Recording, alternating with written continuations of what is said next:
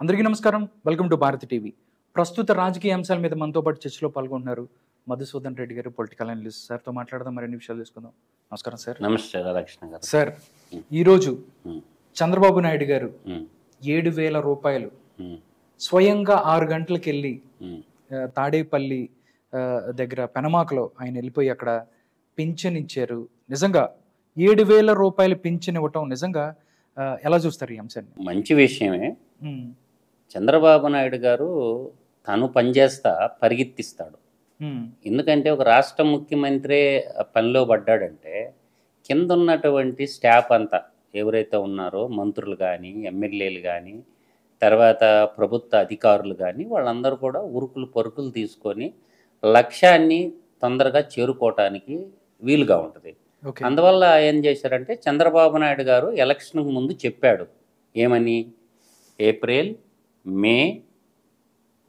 నెల, మే నెల, ఇప్పుడు జూన్ నెల, అంటే ఈ 3 నెలలకు కూడా కలిపి నేను ఇస్తాను, పింఛన్ 4,000 రూపాయలు పెంచుతానని ఒక మాట ఇచ్చాడు. ఆ నెల కూడా కలిపి ఇస్తానని చెప్పి ఈరోజు 7,000 రూపాయలు దాదాపు 65,18,000 మందికి ఆంధ్రప్రదేశ్లో పింఛన్ పంపిణీ చేయడం జరుగుతూ ఉంది. అంటే ప్రక్రియ మొదలుపెట్టింది. టార్గెట్ ఏంటంటే 90% ఈరోజే కంప్లీట్ అవ్వాలని ప్రభుత్వం ఒక టార్గెట్ పెట్టుకున్నది. కొన్ని చోట్ల అవి కూడా పని చేయకుండా ఉండొచ్చు, అంటే నెట్వర్క్ ప్రాబ్లం అయ్యి ఉండి కూడా టార్గెట్ ఎక్కువగా పెట్టుకున్నప్పుడు ఆల్మోస్ట్ కంప్లీట్ చేసేటటువంటి వ్యవస్థనే ముందే పెట్టుకొని ఉన్నాడు.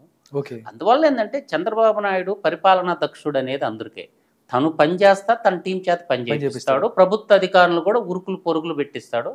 ఒక ఇన్ఫర్మేషన్ మాచర్లో ఎవడో ఒకడు సచివాలయ ఉద్యోగి 500 లేదా లంచం తీసుకుంటే పింఛన్ డబ్బులు ఇప్పుడు ఉద్యోగం ఓడగొట్టుకున్నాడు ఇమ్మీడియట్ గా. ఇప్పుడే అందిన వార్త అది.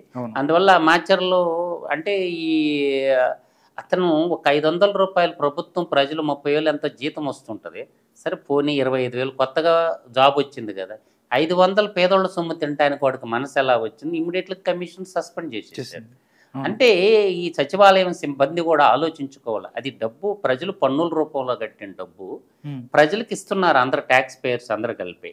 అందువల్ల ఏంటంటే ఇటువంటి చిన్న చిన్న వాటి కకృతి పడి ఇవాళ వాడు ఉద్యోగం పోయిలా, జీవితం ఇంక ఇంట్లో ఉండకపోతే ఇంక చక్కభజన చేసుకోవాలి.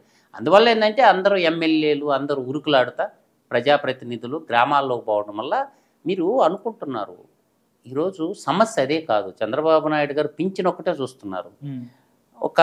ఒక పెనుమాకలోనే ఒక యంగ్ బాయ్ని అడిగారు, డిగ్రీ చదువుకొని ఉన్నాడు, వాళ్ళ మదర్ ఉంది, నువ్వేం చేస్తున్నావు బాబు, నీ గోల్ ఏంటి, నువ్వు ఎలా సంపాదించుకోవాలి? ఒక పూరిపాకలో చేరి ఒక అబ్బాయిని కానిస్టేబుల్ కావాలని ఇంకొక అబ్బాయి ఉన్నప్పుడు కంపేర్ చేసి చెప్పాడు ఆయన. అంటే మనిషి ఎలా బతకాల, ఇంటికి ఒక పెద్ద మనిషి తరహాలో రాష్ట్రానికి పెద్ద కాబట్టి కాన్స్టిట్యూషన్ ప్రకారం రాష్ట్రానికి గవర్నర్ పెద్ద మనిషి కావంటే ప్రజల పక్షాన ఉండేవాడు ముఖ్యమంత్రి, రెండో పెద్ద మనిషి.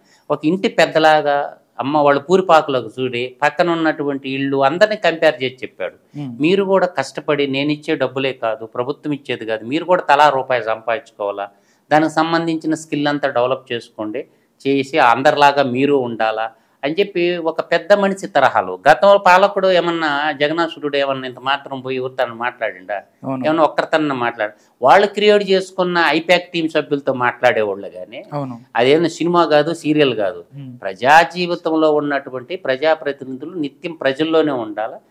పోయినప్పుడు మంచి చెడులు తెలుస్తాయి. ఒక పింఛను కదా, ఆ ప్రాంతంలో రోడ్డు ఎలా ఉంది, స్ట్రీట్ లైట్లు ఎలా ఉన్నాయి, తాగునీరు సమయానికి వస్తుందా లేదా, తర్వాత చెత్త పనులు ఎలా ఉండే, చెత్త లిఫ్టింగ్ చేస్తారా లేదా? మీరు చూడండి, ఒక నాయకుడు పోతుంటే శానిటరీ వాళ్ళు అప్పటికప్పుడు పౌడర్ చల్లుతారు, అడన్న చెత్త అంతా క్లియర్ అయిపోతుంది. కొన్ని ప్రజా సమస్య, ఎలక్ట్రికల్ సిబ్బంది కూడా యుద్ధపాధిపతికిన పనులు చేస్తారు. ఒక పెన్షన్ ఒకటే కదా, ఆ ప్రాంతంలో పోయి ఒక నాయకుడు వెళ్తున్నాడంటే అన్ని డిపార్ట్మెంట్లు అప్రమత్తుగా ఉంటాయి.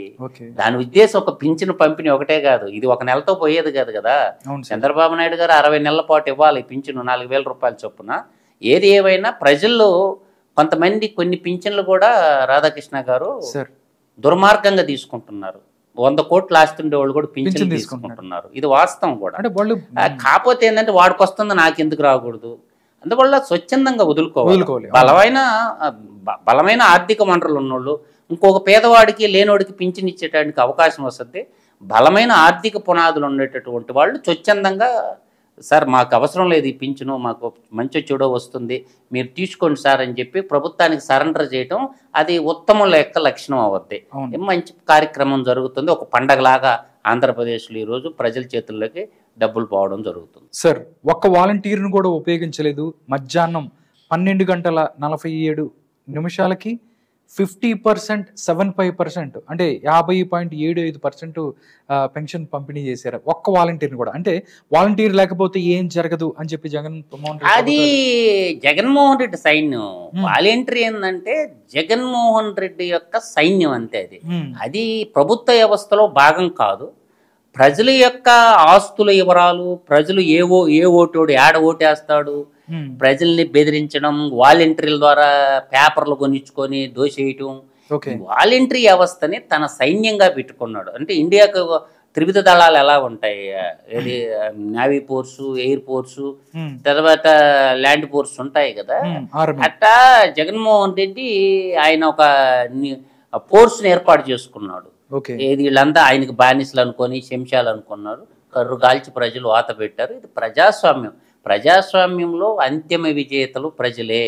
ఎంత పెద్ద నాయకుడినైనా పాశుపతాస్త్రం ఓటని ఆయుధం ఇచ్చింది ప్రజాస్వామ్యంలో, తద్వారా బొంద పెట్టేస్తారు, దాంట్లో డౌటే లేదు.